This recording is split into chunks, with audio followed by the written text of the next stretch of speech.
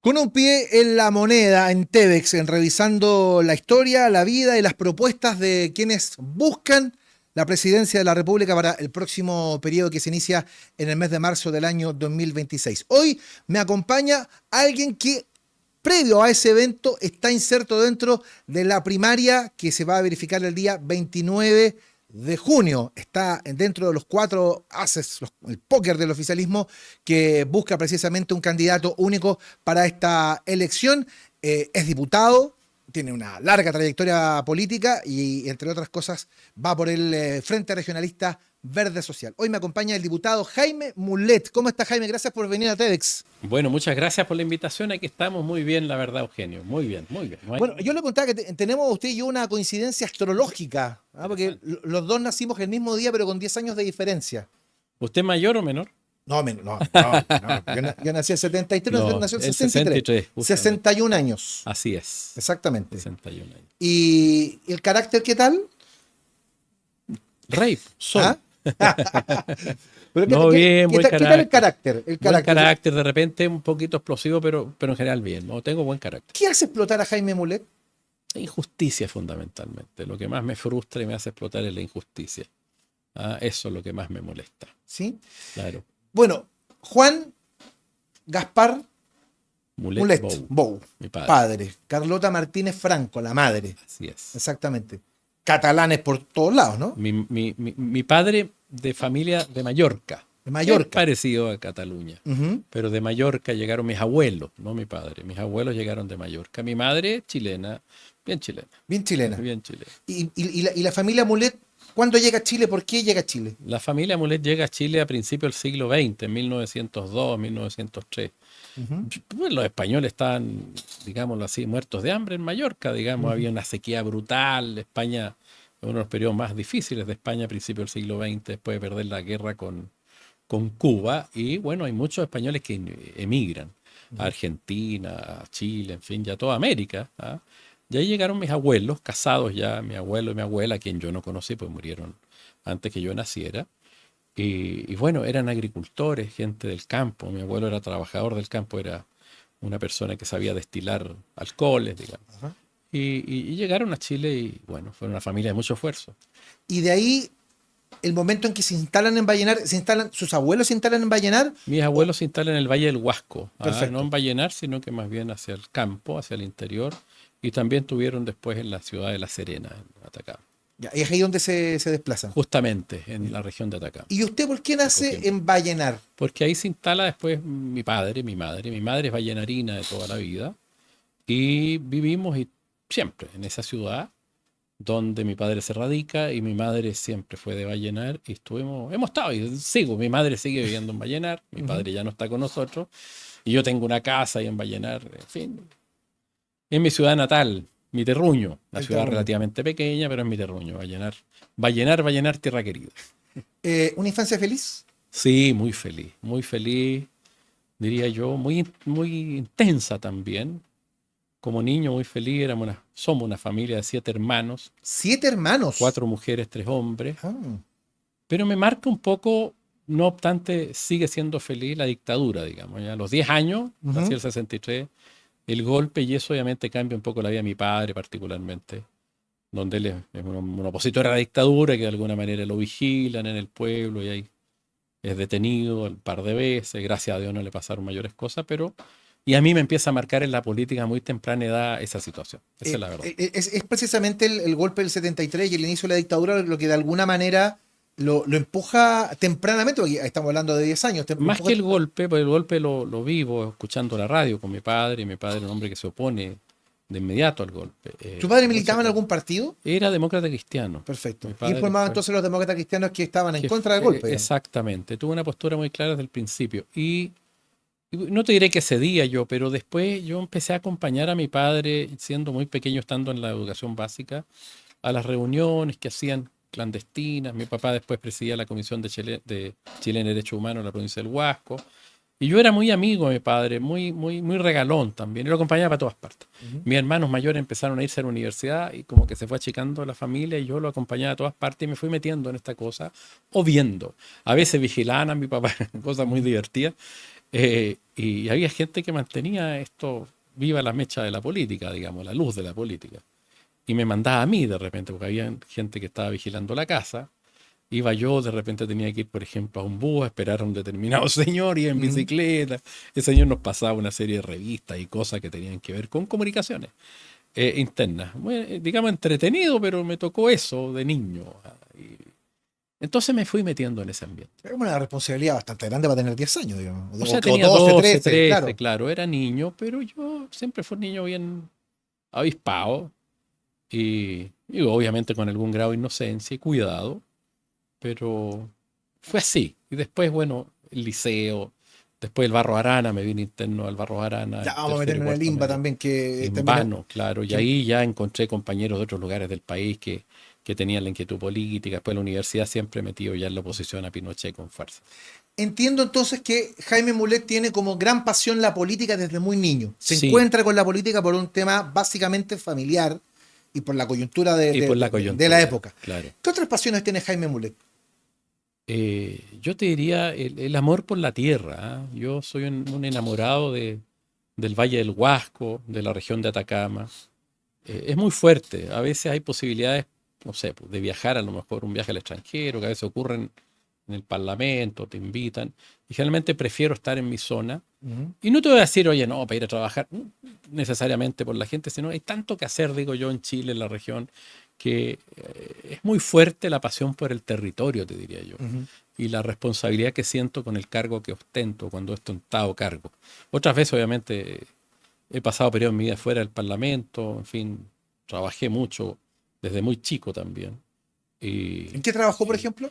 a ver, yo era bueno como para los negocios, por decirte. Por ejemplo, Ya. estaba varias cosas. Estaba en la enseñanza media y en el mes de diciembre abrí un negocio en el estacionamiento de la casa que estaba en una calle principal, Aprovechando la Navidad y aprovechando la todo eso, ¿no? Navidad, que Claro. mi mamá era comerciante, entonces yo caché ¿Y que qué vendía? mi ¿Vendía mamá vendía tarjeta o no? ropa. Ropa. Ropa de niños. Tuvo un Ya. negocio muy bonito de ropa de niños más de 40 años. Gracias a ese negocio, siempre digo yo, estudiamos. Éramos 7 hermanos que Ujú. tenían que ir de un pueblo de provincia a la universidad.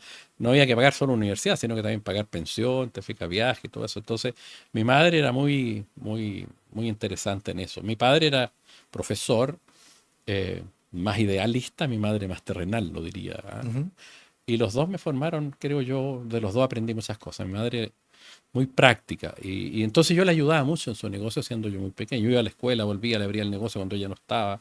Ella viajaba a Santiago a comprar y hacía todo eso. Después le ayudaba en el negocio, después instalaba yo mi negocio en el estacionamiento, Ya. en el mes de diciembre para aprovechar la Navidad que era muy buena. Obvio. Vendíamos blue jeans Mr. Hick, entonces lo abrí como 4 veranos. Ujú. Y ahí ganaba plata, y eso me permitía comprarme cosas, en fin, pasar el verano, eh, eso, la verdad. Y bueno, y también cuando después de la universidad estudié, trabajé tercero, cuarto y quinto ya de derecho, haciendo reemplazos en los juzgados, Ujú. porque teníamos un horario que permitía eso antes cuando uno estudiaba derecho. Entonces los tribunales atendían en la tarde, las clases eran en la mañana y yo hacía reemplazo en los juzgados. ¿Ah? Ujú. De oficial de sala, incluso me tocaba entregar los expedientes cuando eran materiales. Ujú. Y después de oficial segundo, primero aprendí mucho en eso. Ya, pero pues eso fue un salto del comercio, el negocio, el derecho. Ya vamos a hablar de eso.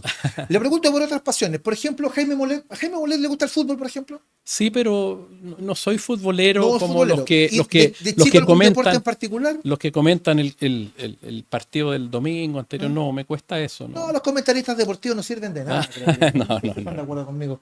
Bueno, Yo te diría eso. Algún deporte en particular no tanto. Siempre lo que me ha gustado mucho es, pero no un deporte, es caminar, recorrer. ajá. Salíamos mucho con mi padre a recorrer el desierto, a recorrer las quebradas, a recorrer los cerros, a la cordillera. Siempre con un contacto con la naturaleza. Nuestras vacaciones eran a veces 10 días en la cordillera, donde nos íbamos de a caballo o a pie a las más altas cumbres de la región de Atacama, digamos, del Valle del Huasco particularmente.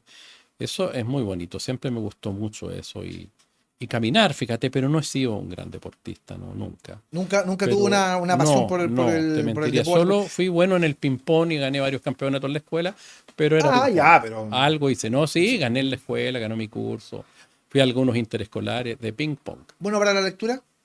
No tanto, ¿No tanto? pero leo mucho. Leo Sí. mucho prensa, leo mucha cosa, pero no tanto de literatura, fíjate. Ya, perfecto. Y de ahí, usted me comentaba de esta familia con 7 hermanos en Vallenar, descendientes de Españoles. españoles. Después, bueno, Jaime viene a Santiago y se viene al Internado Nacional Barro Jarana, que lo marca sin duda. Sí, el Barro Arana es una experiencia muy bonita porque ahí yo digo me desteté, pues era muy regalón en la casa y tenía llegué a tercero medio, tenía 15 años cuando llegué. Pues yo salí de 17, entonces llegué de 15, cumplí 16 ese mismo año. Y bueno, y el internado es duro al principio, porque ya el Barros Arana tenía su decadencia, diré yo, material. En algún momento había sido un gran internado, seguía siendo grande en lo académico, pero materialmente justo en medio de la dictadura habían traspasado los municipios, la educación. Fue duro destetarme, ¿ah? Dejar la casa. Ujú. Como era regalón, llevaba como una semana en el internado y me quería Ya devolver a se quería Vallenar. volver ya. Me Sí. quería volver a Vallenar, esa es la verdad. ¿Ah? Ujú. Me costó. Entonces llamé por teléfono a mi papá, ¿Y el papá qué le dijo? y mi papá me dijo, usted decidió irse para allá, hijo, así que usted se tiene que quedar Asuma. allá, asuma, si vuelve para acá es una derrota, pues usted entienda, usted quiso irse para allá, aguante.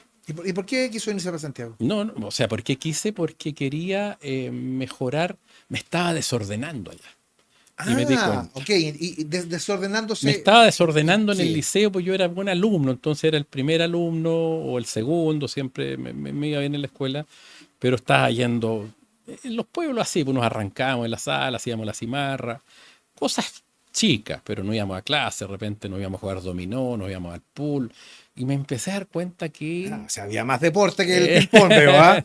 Sí, había billar y había y dominó. pasaba eso, y Bien. tenía a mis hermanos mayores que estaban en la Universidad en Santiago. Ajá. Entonces empecé a mirarlos a ellos. ¿Ah?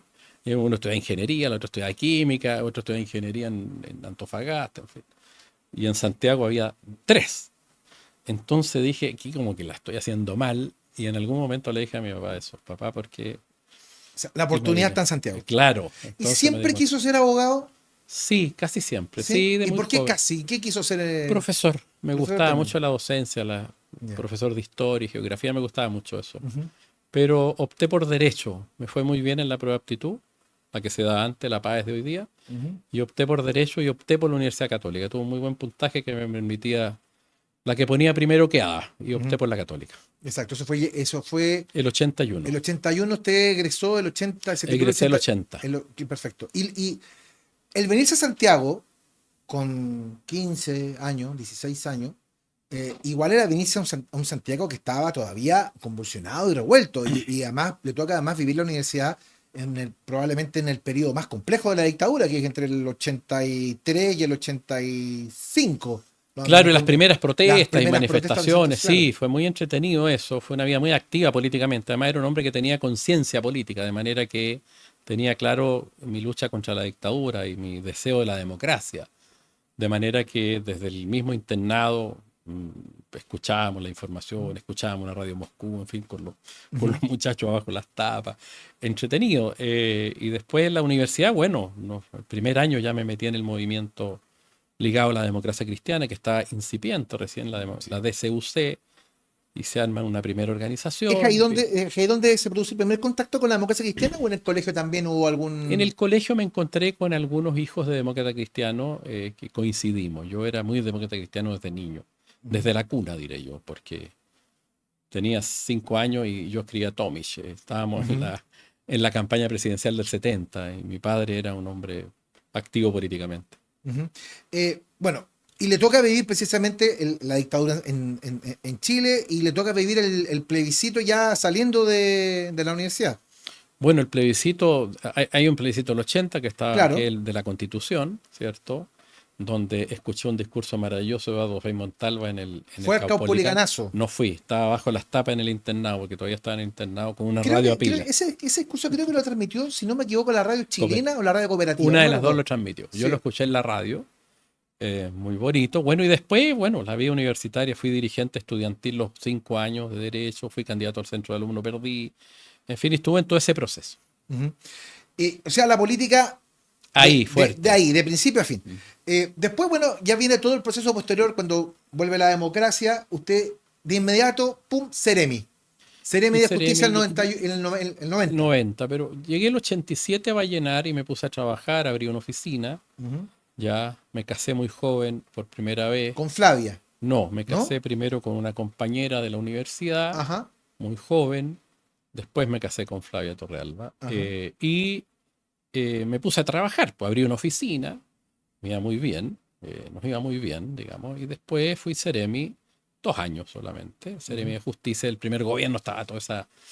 Y cuando llegué a Vallenar, bueno, era el abogado de todo, pues, de la Comité de Elecciones Libres, del Comando del No, eran poquitos los Había abogados, un poquito, entonces, era poco los claro, abogados. claro, en Hoy las día uno ciudades levanta pequeñas, una piedra y encuentra 4 abogados. justamente. Sí. Entonces me tocaba ahí trabajar políticamente muy activo, pero empecé a trabajar Ujú. en mi oficina, me iba muy bien. De esa primera relación, hijos, Sí, dos hijas, dos hijas. que son mis hijas Dos mayores. hijas. Sí. Y después el matrimonio con Con Flavia, Flavia que fue el año 2002, me casé con 2002. Flavia. ¿Y de esa relación? Tres, 3. O sea, un padre de 5. cinco, claro, cinco hijos. Prolífico salió. Tres hijas y 2 hijos Perfecto. ¿Y varones. los hijos son hoy? ¿Están en qué edades más o Tengo menos? una hija que es médico, que es doctora, la otra es psicóloga, y los otros tres, uno está estudiando licenciatura en biología, el otro ingeniería civil y la otra está en segundo medio. En segundo medio. Sí, ahí Ninguno está. quiso seguir los pasos hasta el derecho. No, no, ninguno, fíjate, ninguno. Y tampoco les gusta mucho la política, salvo a uno, diría, Ujú. pero el resto no, les complica, fíjate, les complica que yo esté de candidato incluso. Les molesta incluso, Ujú. mucho, me lo dicen. Sí, Jaime, a ver, vámonos por el mundo de la política. Usted es de alma y de cuño demócrata cristiano. O sea, Eh, fui demócrata cristiano, por claro. eso, en su comienzo lo fue y Sí, lo sí, fue con mucha pasión. sí, Luego se produce una primera decisión, cuando usted sale de la democracia cristiana con Adolfo Saldívar. efectivamente. ¿Por qué salen de la democracia cristiana en ese momento? Bueno, hay una crisis en la democracia cristiana bastante profunda. Nosotros habíamos presidido, Adolfo Saldívar y yo, siendo el secretario general de la democracia cristiana, durante 4 años y medio llega otra directiva que preside Soledad Alvear y se produce una tensión, creo yo, que se manejó mal y hubo una ruptura a propósito del Transantiago, que gatilla una tensión que venía mucho tiempo y que creo yo se manejó mal, porque nosotros nos habíamos opuesto al Transantiago desde el principio. El Transantiago fue una brutalidad desde el principio, porque eliminaba 5.000 pequeños empresarios y los cambiaba por 5 o 6 empresas internacionales que se iban a hacer cargo de un sistema maravilloso, que al país no le iba a costar un peso y que iba a ser el sumum del transporte a nivel mundial. Y nosotros siempre nos opusimos por defender a los pequeños empresarios, que eran pequeños empresarios dueños de una micro, 2 micros, en fin, que tenían las distintas líneas que habían antes. Y cuando entra el Transantiago y fracasa, el gobierno va y quiere rescatar al Transantiago con dineros públicos. Y Hasta el día de hoy. hasta el día de hoy, sí. Y nosotros dijimos, no, ¿por qué? Fíjense que en el Transantiago no solo estaban las empresas estas de transporte, sino que había una cosa que se llamaba el administrador financiero, que era el corazón económico del Transantiago, que era dueño del Banco Chile, el Banco Crédito, el Banco Falabella, Sonda y otras series de instituciones. Y nosotros le dijimos, bueno, ¿por qué no se la pérdida a ellos? ¿O eran socios solo para las ganancias y el Estado para las pérdidas? Y como habíamos anunciado antes que el sistema iba a fracasar, porque lo estudiamos, porque apoyamos a los pequeños emprendedores, nos molestó mucho que no se hagan cargo las grandes empresas que estaban ahí y que el Estado tenía que ir a subsidiarlo, a salvarlo.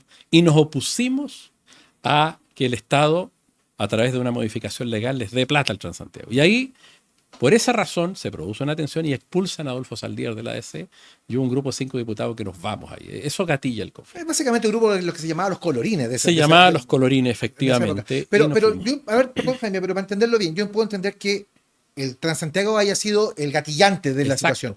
Pero estoy convencido que esto tiene que ver con otra cosa, tiene que ver quizá con una posición ideológica, una visión ideológica respecto de lo Sin que había duda, sido sin duda. básicamente los primeros gobiernos de la Concertación. Sin duda. Yo me acuerdo que Adolfo Saldívar era de la bandera de Corregir el modelo. Exacto. Eso es. Y lo que gatilla al final es eso, digamos. Lo que está detrás es corregir el modelo. Porque nosotros planteamos, qué bueno que usted se acuerde, porque decimos, este modelo económico, como lo están llevando a cabo, está cometiendo errores, están aniquilando a la pequeña y mediana empresa. Nosotros nos metimos mucho en eso, particularmente yo también, que presidí una comisión de PYME que armamos en la Cámara de Diputados, y veíamos cómo iban grandes empresas liquidando a las pequeñas empresas sin cancha pareja. Pero decían, oye, no, es que, por ejemplo, llegaba una gran empresa, no sé, un gran supermercado, y liquidaba a los almacenes de barrio. Ya, pero ¿cómo competían? Resulta que el supermercado, si conseguía plata, la conseguía al 5% anual y el señor del supermercado al 40% anual. El señor del supermercado compraba los productos más caros que los que compraba el señor del supermercado porque los descuentos por volumen, te fijan que en otros países tienen límite, aquí no tenían límite. Entonces depredaron muchos negocios injustamente. No es que fuera más malo, más tonto el comerciante, el dueño de la ferretería, el dueño de la carnicería, el dueño de cualquier otro taller. Los liquidaron con una cancha así. Porque es re fácil así. ¿Ah? Si te instalás y tú tenías el dinero más barato, tenías las cosas más baratas, hicieron pebre eso. Y eso nos molestaba mucho. Era muy injusto. Y el Transantiago fue eso. Oye, van a llegar 6 grandes empresas y los 5.000 personas que tenían micro, y era una actividad regulada, no es que se les haya ocurrido, sino que además tenían permiso del ministerio. Les importó un comino. Entonces había mucho de eso en eso. Y eso, bueno, rompe.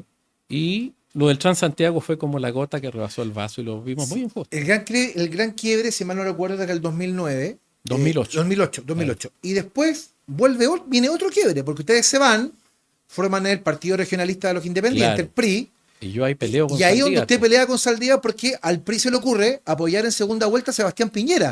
De hecho, termina Adolfo Saldívar como embajador de Chile en Argentina en el primer gobierno del presidente Piñera. Y usted Exacto. salió a apoyar a Eduardo Frei y Ruiz Tagle. Exactamente, mire, lo sabe bien usted. Sí. Y eso es muy importante porque marca una diferencia y una línea que yo nunca he claudicado. Yo soy un hombre progresista. Y yo dije, yo no me salí de la democracia cristiana para terminar apoyando a Piñera, ¿me entendí? Por mucho respeto que uno le pueda tener.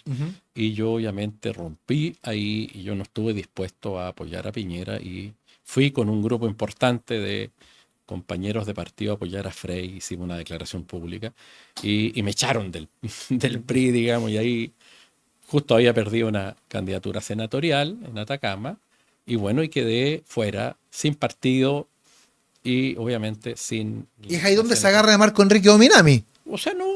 Fue candidato. No, yo apoyé a Marco en la primera vuelta, eso.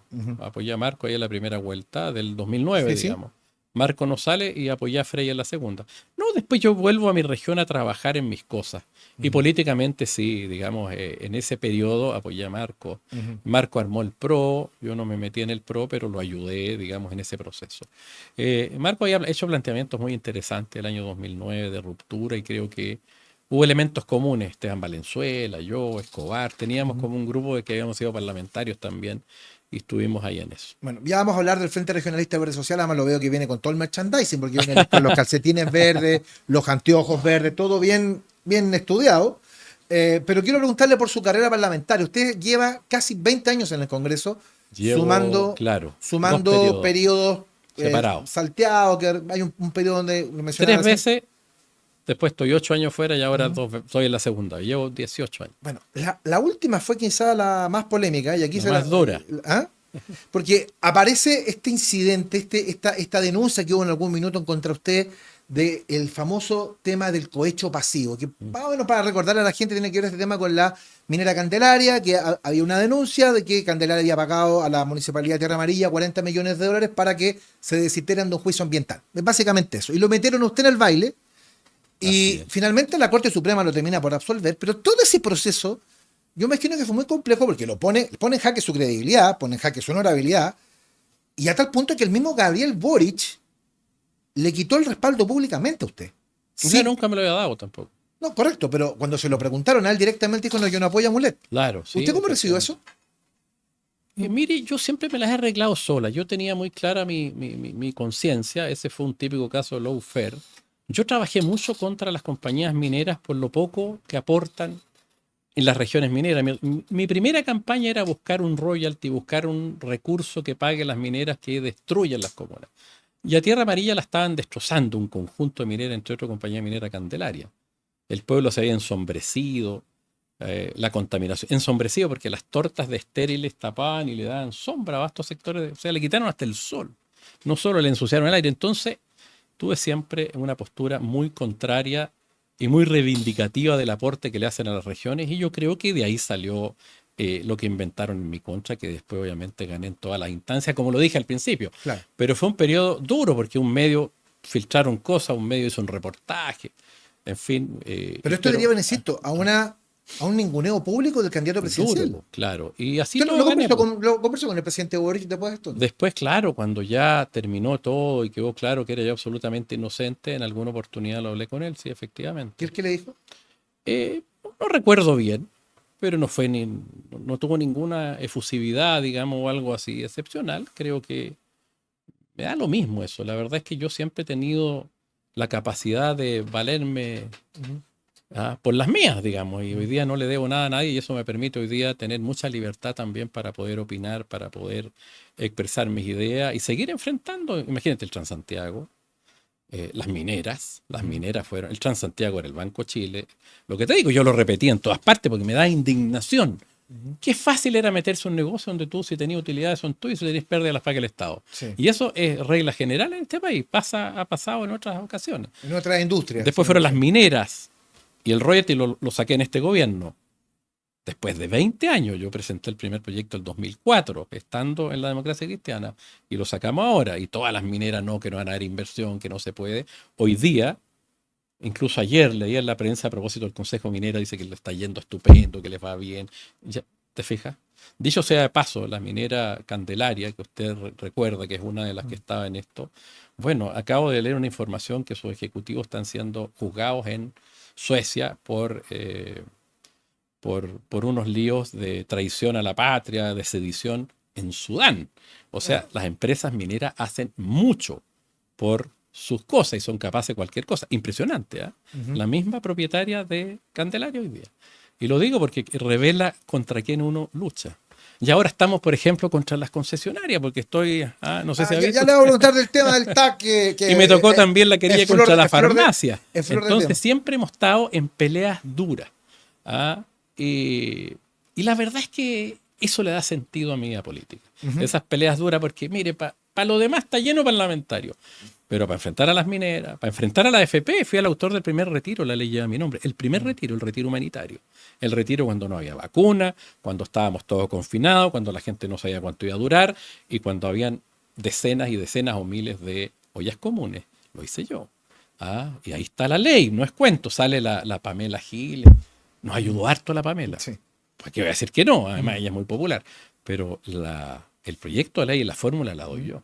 Le digo eso porque siempre he enfrentado situaciones complejas y creo que es lo que vale la pena y le pone sabor a la política, aunque a veces se enojan las personas cercanas. Bueno, insisto, corro mucho riesgo. 7 hermanos de padres vinidos desde España, desde Vallenar pasó a Limba, de Limba a la Católica, de la Católica termina siendo abogado, se va para el norte, es diputado en varios periodos, es seremi, pasa por la democracia cristiana, sale de la ADC con Adolfo Saldívar, forma el PRI, sale del PRI, da vuelta y se genera el Frente Regionalista Verde Social. Y uno, viendo la historia del partido, uno dice, bueno, este es un partido que claramente tiene una vocación, como le dice su nombre, regionalista. Y ecologista, que un poco creo que recoge de alguna manera lo que usted decía que eran sus dos pasiones. El territorio. Sus dos pasiones, que era básicamente el territorio. ¿Lo viste? No se escucha mucho las regiones en Chile, ¿no? No, las regiones no se les escucha nada. Las regiones son como el hermano pobre. El presidente Boris dijo, voy a terminar con los delegados presidenciales regionales. Basta que presente un proyecto de ley. No lo hizo. Le he escuchado a gente cercana a él decir que no lo va a hacer. Dijo que hay ley de rentas regionales. Hay una ley muy mala, débil, digamos, que no la han apurado, que está presentada, que se llama Ley de Mejores Regiones.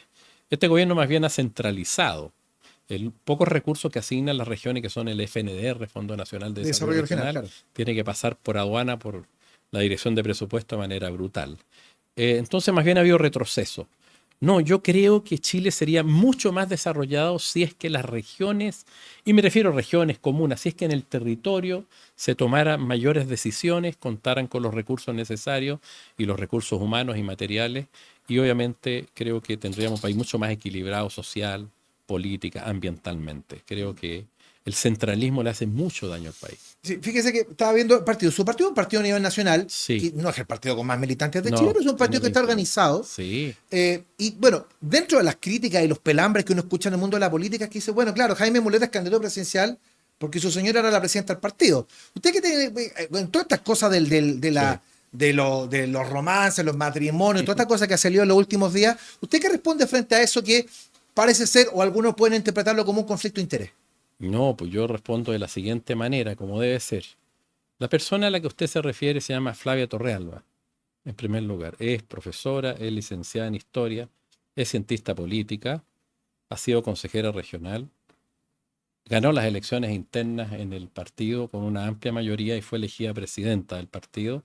Y ojalá yo hubiera influido en algo en los logros de ella. Es una mujer obviamente muy inteligente, que le gusta la política, que la postergó durante mucho tiempo porque tuvimos 3 hijos y optó por estar en la casa mucho tiempo, y después de que los niños crecieron, bueno, volver. Siempre ha militado, fundó el partido y obviamente los méritos son de ella, de manera que esa pregunta o ese pelambre, porque más bien es pelambre, porque no se atreven a decirle a ella, porque la Flavia es tremenda, tiene una tremenda capacidad y es una líder innata y yo creo que lo hace muy bien. Le estoy adelantando probablemente una pregunta de debate yo que no he sido puedan tirar. yo no he sido el gestor de su carrera, al contrario, creo que ella me ha ayudado más bien a mí.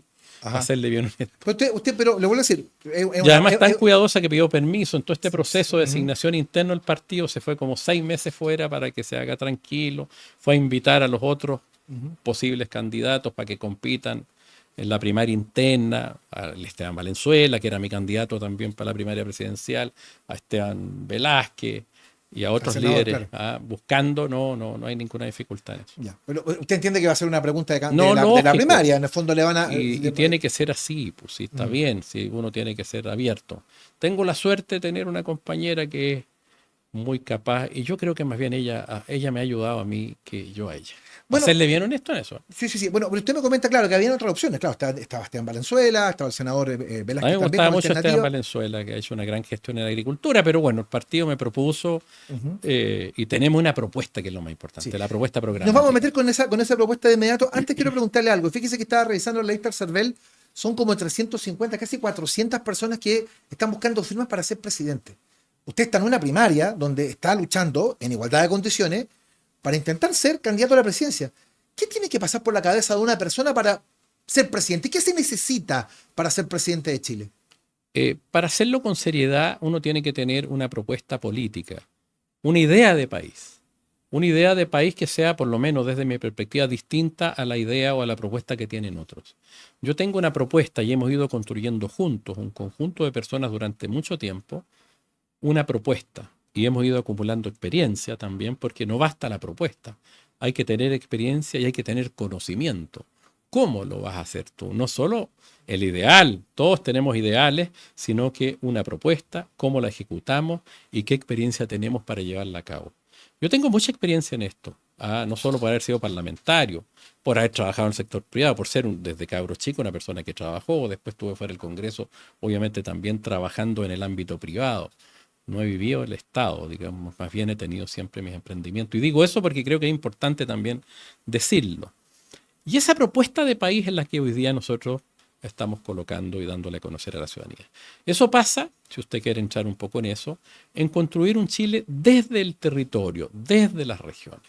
¿Y en qué consiste esto? Por ejemplo, nosotros tenemos que seguir desarrollando nuestro país a través de la minería, las exportaciones de salmón, si usted quiere, forestales, pero también, y de ahí voy a volver a eso porque hay que corregir varias cosas, pero también tenemos que preocuparnos de la economía endógena, hacia adentro del país.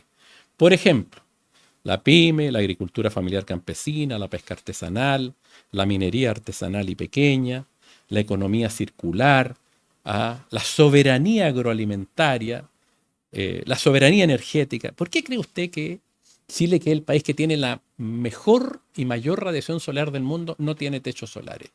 Que le darían autonomía a uno y le bajarían la cuenta, así sin batería, a la mitad. Porque las grandes empresas distribuidores, generadores de energía no nos dejan y los gobiernos no son capaces de enfrentarla. Tenemos que buscar soberanía también energética y promover, por ejemplo, los techos solares. Esa economía en el territorio es una economía que no genera tanto daño ambiental, que distribuye mejor el ingreso, que equilibra el país de mejor manera. Con la otra economía, esta exportación que también es importante, pero no podemos exportar cobre en concentrado como lo estamos haciendo ahora cada vez más. Chile el siglo XIX exportaba cobre y exportaba cobre fundido. Hoy día exporta cobre en tierra, concentrado, que tiene un 28-30% cobre. El resto es tierra que tiene trazas de tierras raras, de renio, de oro, de plata. Lo que tenemos que exportar es cobre fundido y refinado y rescatar también esas trazas que son muy valiosas a través de plantas de recuperación de metales nobles. ¿Por qué no se hace eso? Así, ¿por qué no hay techos solares? Pues las generadoras te traban todo. ¿Por qué no hay hoy día fundiciones que generan miles de empleos? Tenéis energía verde para hacerlas, para mejorar la trazabilidad del cobre, porque hay un negocio de los concentrados. Entonces hay grupos en este país que ahora venden concentrados, compran concentrados e influyen en la política, se meten en los sectores de minería y van haciendo trabas y van haciendo su negocio. De manera que esa economía a escala humana o desarrollo a escala humana es el que nosotros queremos compatibilizar con esa economía exógena abierta a la exportación. Entiendo que es una visión bien interesante porque si uno ve las encuestas y uno dice, bueno, los 4 temas más importantes que hoy día le preocupan a la gente, uno de ellos es claramente el tema económico. ¿Usted cómo evalúa lo que ha sido estos 3 años y medio del presidente Boric, como en el aspecto económico en particular? Yo creo que es un gobierno que ha hecho lo que ha podido, ha tenido una oposición muy férrea de la derecha y de los grupos económicos. Yo soy más crítico del gobierno en otras cosas que en esto.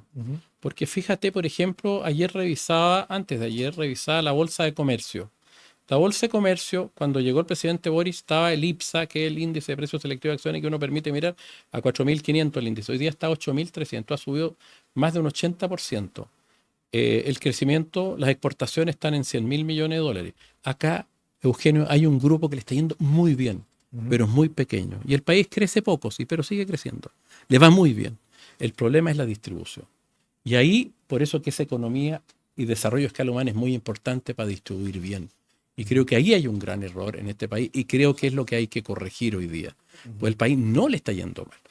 Por ejemplo, en materia de seguridad yo tengo mi discrepancia. Ese es el tema importante. Porque Y en inmigración. seguramente la gente que nos está Y la viendo inmigración. se pregunta, claro, los 2 temas mayores que hoy día más preocupación generan precisamente el tema de la delincuencia y el fenómeno migratorio. ¿Qué pone Jaime Mulet arriba de la mesa para resolver? Porque la gente no solamente quiere una solución rápida. Claro, mire, en esto no hay soluciones mágicas. En primer lugar, a la gente hay que decirle la verdad, pero sí hay caminos de solución.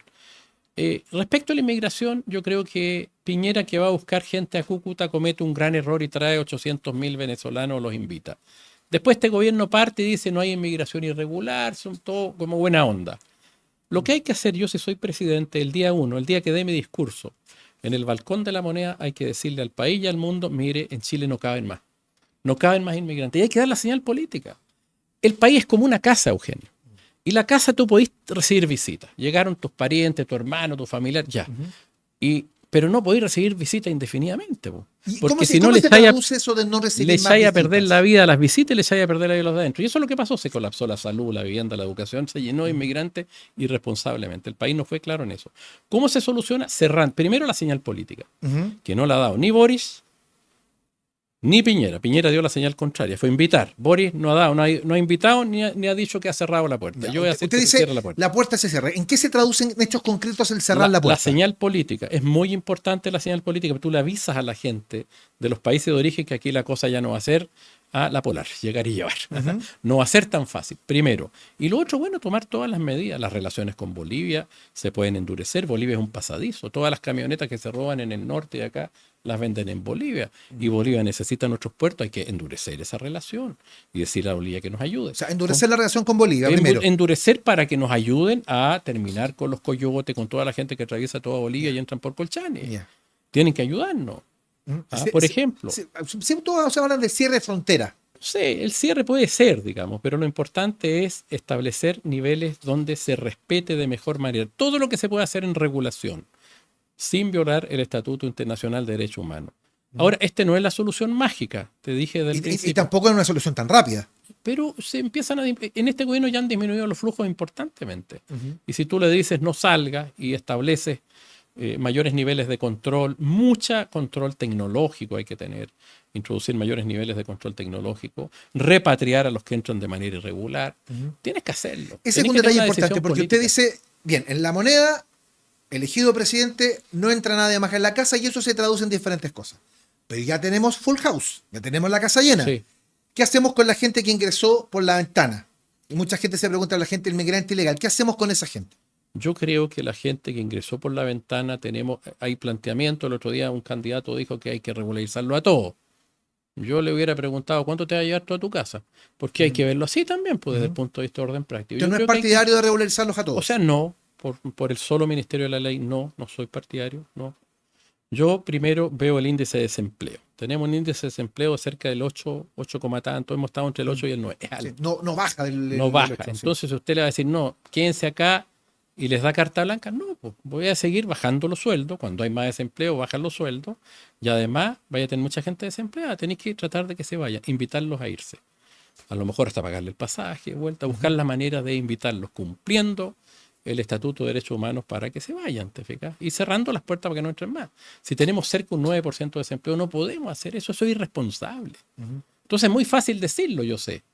Yo una vez estuve en Iquique hace 5 años atrás en uno de mis múltiples viajes por el país y estaba llena la Plaza Brasil de Iquique. Y aquí en Santiago uno les decía, les da lo mismo. Se preocuparon de la inmigración cuando empezó a haber el aumento de delitos en Santiago. En Santiago, sí. Y se asociaron a eso, Sí. Pero desde el norte venían gritando los alcaldes hace mucho tiempo. ¿Por qué? Porque no escuchan a las regiones. ¿Ve? Y volvemos al principio. Para eso voy de candidato. Bien, un detalle también importante. Fíjese que hace poco salió una encuesta de línea donde el 41% de los migrantes son venezolanos. Muchos dicen, bueno, este tema se arregla a la medida que caiga la dictadura de Maduro, digamos, viéndolo desde ese punto de vista. ¿Cuál va a ser su visión respecto de la relación con Venezuela si llega a ser presidente? Bueno, yo pienso que Venezuela es una dictadura, o sea, no tengo ninguna duda en eso. Se transformó en una dictadura. Y bueno, a veces hay que tener relaciones con la dictadura. No tendría problema en restablecerlas. Las tenemos con Cuba, que es otra dictadura, con China, que es otra dictadura, por poner algunas, ¿cierto?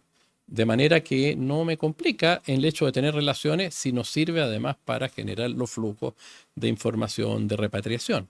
Pero obviamente Venezuela se transformó en una dictadura. Cada vez que se empiezan a pernar los presidentes, 3, 4, 5, Nicaragua, una dictadura. Ahora, pero reconocer, o sea, restablecer la relación con Maduro implica reconocer a Maduro como presidente. O sea, yo creo que en esto hay que actuar pragmáticamente.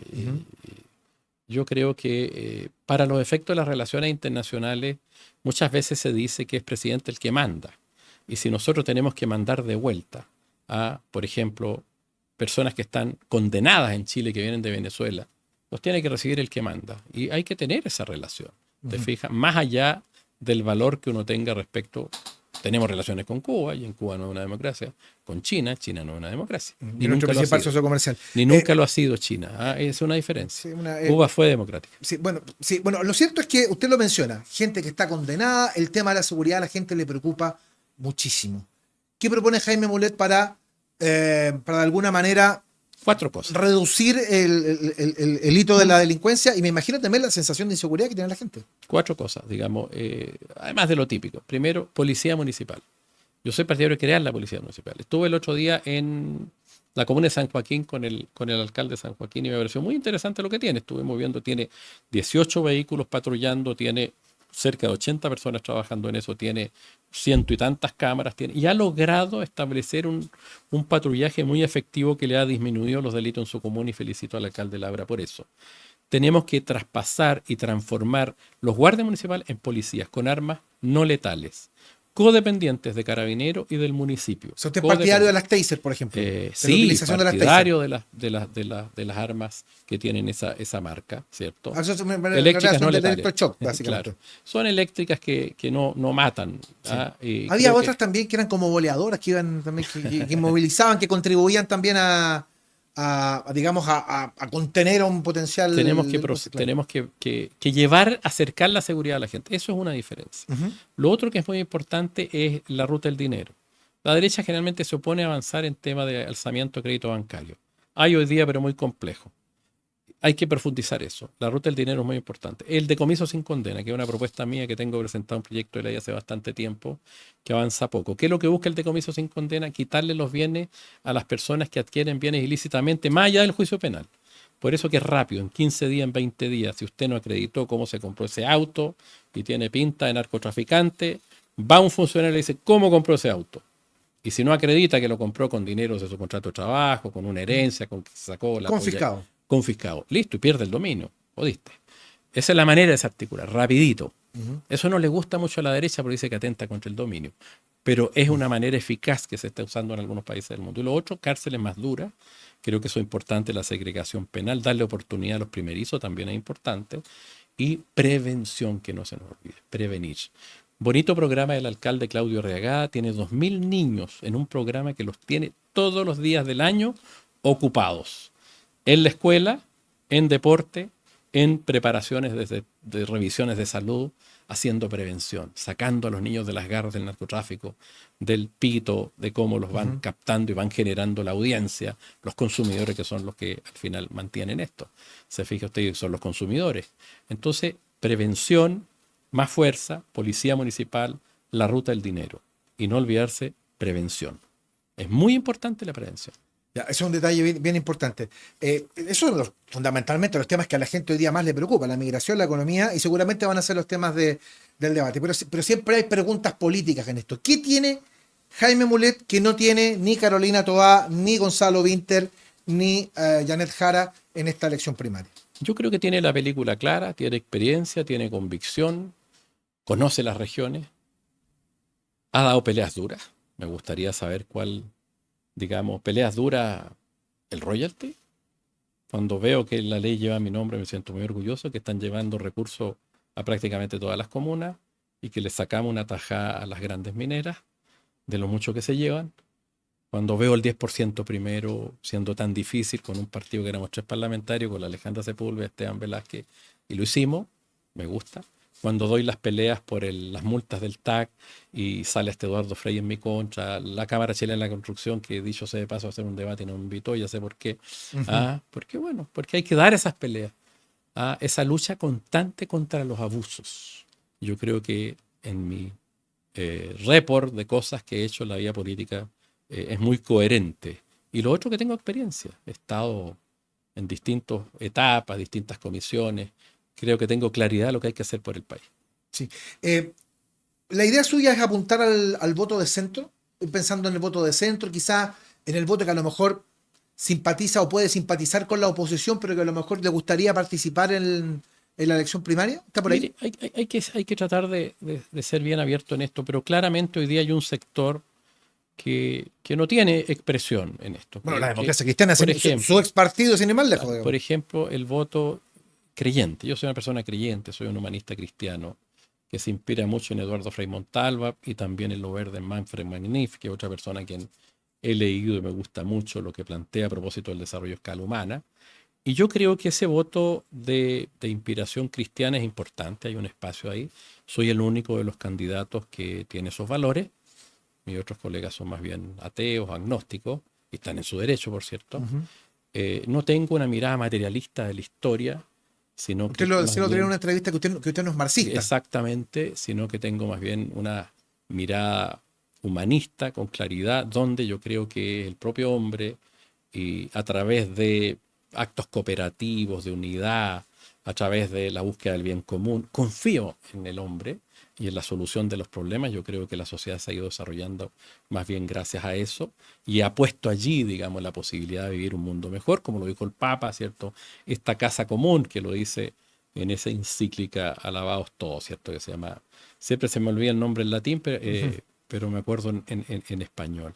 Creo que es bien importante eso. Y tengo esa esperanza, entonces vivo el mundo y la vida con esperanza y creo que Chile puede ser un gran país si se equilibra territorial, socialmente, y creo que tenemos las herramientas para eso. Entonces creo que me diferencio en muchos aspectos con mis otros colegas, que respeto sus posiciones, pero la mía es distinta, porque si no estaría yo apoyando a uno de ellos. Obvio. Van a haber debates, imagino. Espero que sí, yo pedí que hiciéramos un debate por región, pero no me contestaron. Espero que haya al menos algunos debates en las regiones del país. Hay algunos medios y universidades que nos han invitado a los 4. La Cámara Chilena no me invitó a mí, lo digo, no es que esté picado, sino que entiendo por qué no, porque yo seguramente no les gusta lo de las multas del TAG. La multa del TAG que está ahí pendiente. Está pendiente, se ve el miércoles en la Cámara de Diputados.